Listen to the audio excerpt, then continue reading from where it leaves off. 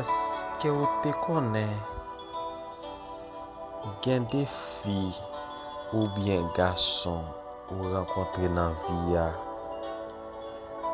se bon Dieu ki voye le sou cheme ou? Gen de fi ou gason ou renkontre sou cheme yan, se bon Dieu ki voye l. Paske ou kon ap imagine ou, si ou pat renkontre avec moun sa, ki jan deme an tapye, depi moun sa entre nan vi ou la, li fe vi ou tourne yon vi tout nef. Li mette la joie nan kè ou chaque jour. Li toujou besoin konnen comment senti ou, comment senti relation yi. Est-ce que tout bagay a bien marché?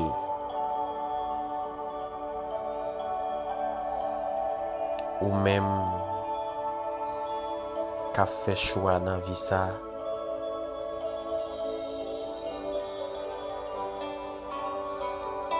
toujours chercher connaît à qui moun ou pour aller dans relation. Qui est moun sa yé?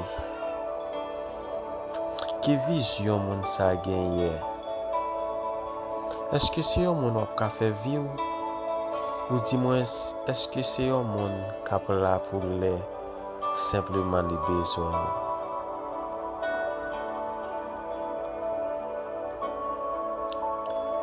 Relation, c'est un bagay sacré. Comme ça tout, li kon arrive écrasé, parce que en pile fois n'oublier si bon Dieu existait, en pile fois nous vivons dans chien manger chien,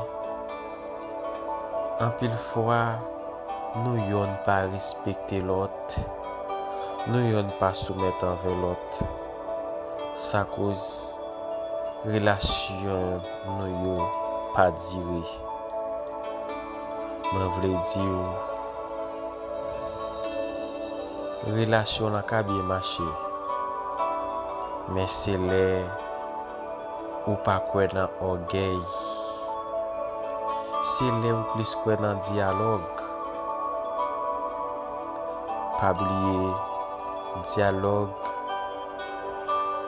c'est le moyen qui a aidé relation bien marcher. Dans le dialogue, nous sommes capables de réaliser un pile bel bagay. Dans le dialogue, tout ça nous voulons réaliser capable possible. Ou même qui dans une relation, pas chercher avantage, pas chercher bien matériel seulement, mais toujours chercher un monde qui a fait sourire dans tristesse, toujours chercher un monde qui a mettre la joie dans le cœur, parfois leur sentiment paraît noir pour vous. Toujours chercher un monde qui a questionné la nuit ou la journée, qui a demandé comment on sentit, qui sont senti qui a mal marché, qui sont senti qui a bien marché. Et c'est là ça, relation la dire, laisse observer comme un modèle dans la société. Tout jeune qui a venu a choisi comme modèle pour imiter. J'ai relation bien, Poske relasyon ka fe ou bien reprezante dan sosyete a. Si toutfwa ki relasyon ap mal mache, nan sosyete a ou san valeur, person pa bon valeur, ou vin toune tankou si yon kat marke.